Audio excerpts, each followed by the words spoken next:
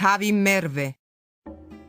იმ დღეებში დიდძალმა ხალხმა მოიყარა თავი. საჭმელი კი არაფერი გააჩნდათ. მან უხმო თავის მოწაფეებს და უთხრა: მეწოდება ეს ხალხი, რადგან უკვე 3 დღეა რაც ჩემთან არიან და საჭმელი არაფერი აქვთ.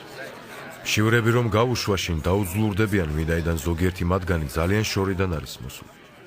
მისმა მოწაფეებმა მიუგეს მას. საიდან შეიძლება ამდენი ხალხის უდაბნოში დაპურება? ჰკითხა მათ. რამდენი პური გაქვთ? მათ უთხრეს: 7. მაშინ უბრძანა ხალხს მიწაზე დამსხდარიყვნენ. აიღო 7 პური, მადლი შესწირა, დატეხა და მისცა თავის მოწაფეებს რომ ჩამოერიგებინათ. მათაც ჩამოურიგეს ხალხს. რამდენიმე თევზიც ჰქონდათ, აკურთხა და უბრძანა ისის ჩამოერიგებინათ. ჭამეს და გაძღნენ. დარჩენილი ნატეხებისგან 7 კალათი აიღეს. ისინი კი 4000-მდე იყვნენ და გაუშვა ყველანი. უმალვე ავიდა ნავზე თავის მოწაფეებთან ერთად და მივიდნენ დალმანუთის მხარეში. გამოვიდნენ ფარისეველნი და დაუწყეს დავა და მოსთხოვეს ციდან ნიშანი, რომ გამოეცადათ. სულით ამოიოხრა და თქვა: რისთვის თხოვლობს ეს მოდგმა ნიშანს?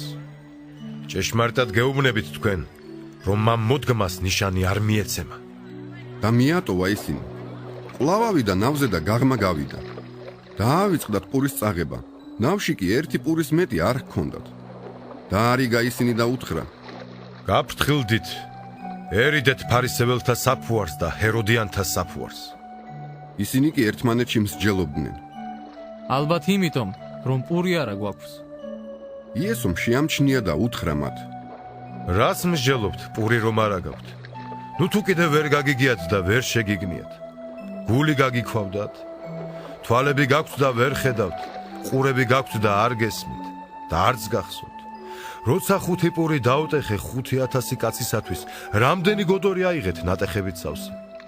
უთხრეს: 12. როცა 4000-ისათვის 7 პური დავტეხე, რამდენი კალათი აიღეთ ნატეხებით სავსე? უთხრეს: 7. უთხრა მათ: როგორ ვერ მიხვდით? მოვიდნენ ბეთსაიდას და მოუყვანეს ბრმა და ევედრებოდნენ, რომ შეხებოდა მას. ჩაჰკიდა ბრმას ხელი, გაიყვანა იგი სოფლიდან, თვალებზე დააფურთხა, დაადო ხელები და ჰკითხა: ხედავ რამეს? მან აიხედა და თქვა: ხედავ ადამიანებს, როგორც ირგვლივ მოარულ ხეებს.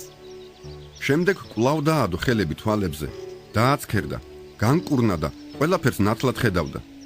გაისტუმრა შინ და უთხრა: სოფელში ნუ შეხვა. წავიდნენ იესო და მისი მოწაფეები ფილიპეს კესარიის სოფლებში.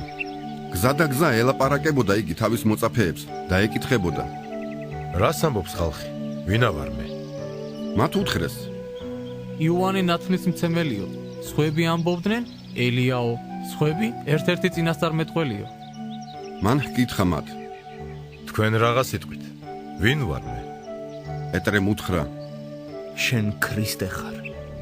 გააფრთხილა ისინი, რომ არავისთვის ეთქვათ მასზე. დაუწყო სწავლება, რომ კაცის ძეს მართებს მრავალი ტანჯვა აიტანოს.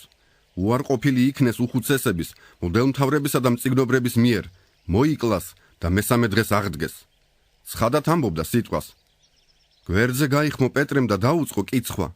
ის კი მობრუნდა და გადახედა თავის მოწაფეებს. პეტრეს გაუწყრა და უთხრა: მომცილდი სატანავ. ვინაიდან ღვთისას კი არ ფიქრობ, არამედ ადამიანისას.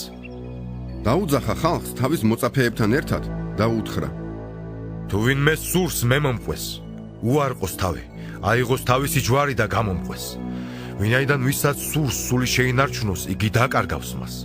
ხოლო ვინც შემიან და სახარების გულისთვის დაკარგავს სულს, იგი შეინარჩუნებს მას. რა ხეირი ადამიანისთვის, თუ მთელ ქვეყნიერება შეიძენს, თავის სულს კი ავნებს. ან რისი მისცემა შეუძლია ადამიანს თავისი სულის სანაცვლოდ, რადგან ვისაც შერცხვება შენი და ჩემი სიტყვების ამ რუშ და ცოდვილ მოდგმაში, კაცის ძესაც შერცხვება მისი, როდესაც მოვა თავისი მამის დიდებაში, წმინდა ანგელოზებით.